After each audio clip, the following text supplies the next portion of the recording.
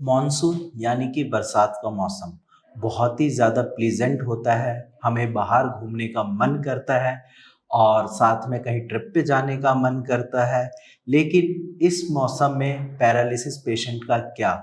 ऐसी कौन सी चीज़ें हैं जो मॉनसून में पैरालिसिस पेशेंट को करनी चाहिए या वो ध्यान रख सकते हैं ताकि जो उनकी लकवे की प्रॉब्लम है उसमें और अच्छे से इम्प्रूवमेंट आए और ऐसा ना हो कि मॉनसून की वजह से उनकी प्रॉब्लम बढ़ जाए। नमस्कार, मैं डॉक्टर हिमांशु पराशर। आज इस वीडियो में मैं आपको कुछ ऐसी चीज़ें बताऊंगा जो पैरालिसिस पेशेंट के लिए काफ़ी ज़्यादा यूज़फुल है और स्पेशली इस वेदर में जो कि अभी बरसात का मौसम चल रहा है।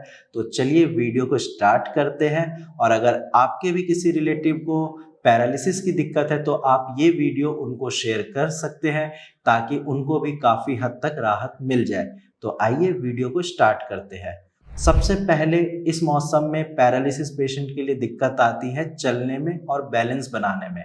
एक तो उनको पैरालिसिस की दिक्कत है, उसकी वजह से वो सही से चल नहीं पाते और सही से नहीं चल पाते, किसी के सहारे की ज़रूरत पड़ती है। या तो स्टिक चाहिए उनको या फिर वॉकर से चलते हैं या फिर कोई ना कोई अटेंडेंट चाहिए जो उनको पकड़कर चला सके।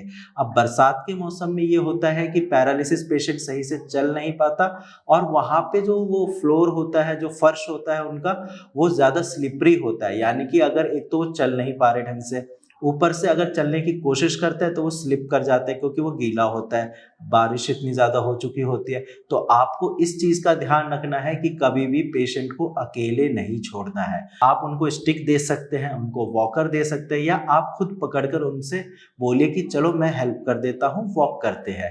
पहली चीज़ ये। दूसरी चीज़, बरसात का मौसम यानी कि मानसून का सीज़न काफ़ी ज़्यादा इन्फेक्शन को लेकर आता है। आपने देखा होगा, आप में से भी कई सारे लोगों को सर्दी जुकाम की प्रॉब्लम हो जाती है।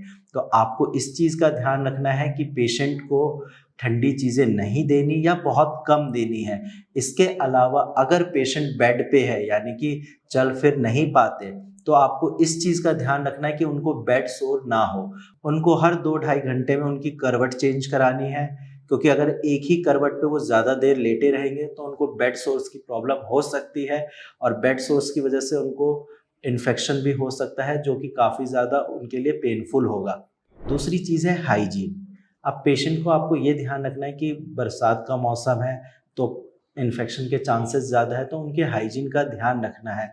अगर पेशेंट चल फिर नहीं पा रहा है तो आप एक कटोरे में गर्म पानी लीजिए और उनके बॉडी पे किसी कॉटन के कपड़े से अच्छे से साफ सफाई करिए क्योंकि सफाई ज़रूरी है। अगर सफाई नहीं करेंगे तो वहाँ पे बहुत अलग अलग प्रकार के बैक्टीरिया जन्म लेते हैं जिसकी वजह से पेशेंट की प्रॉब्लम बढ़ेगी, उनको वायरल इन्फेक्शन हो सकता है और साथ में फिर बेड सोर और अदर कॉम्प्लिकेशंस भी हो सकती है। नेक्स्ट पॉइंट है, मॉस्किटो से बचा के रखना है आपको पेशेंट को क्योंकि बरसात में आपने अक्सर देखा होगा कि मच्छर बहुत ज़्यादा पनप रहे हैं। अगर आप इंडिया से है या साउथ एशिया से है तो यहाँ पे मॉस्किटो काफ़ी ज़्यादा परेशान करते हैं बरसात के मौसम में और ऐसे ही मौसम में डेंगू मलेरिया का चांस बढ़ जाता है।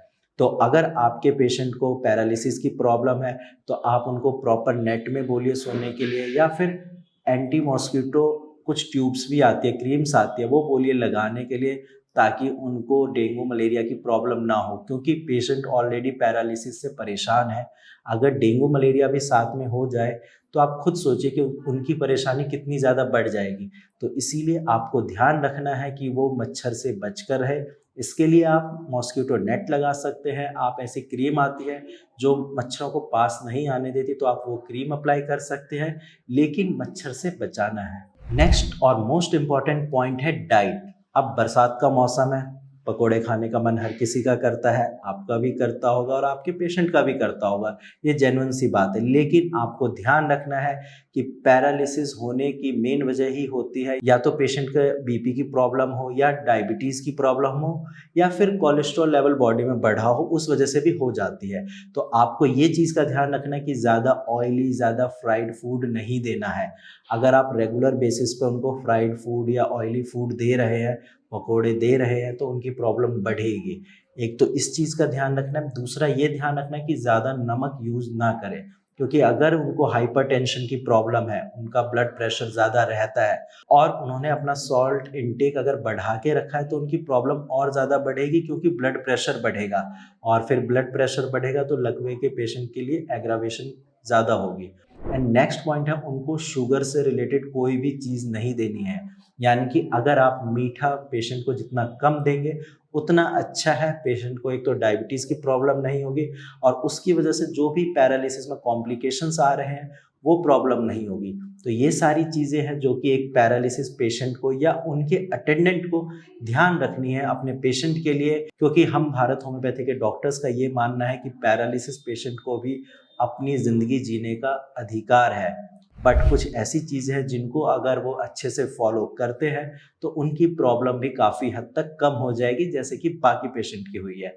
आज की वीडियो में इतना ही। अगर आपको पैरालिसिस से रिलेटेड कोई डाउट है या आपके पास सीटी स्कैन, एमआरआई की कोई रिपोर्ट है तो आप डायरेक्ट नीचे दिए गए नंबर पर शेयर करिए और मेरी टीम आपको काफ़ी अच्छे से गाइड कर देगी। धन्यवाद।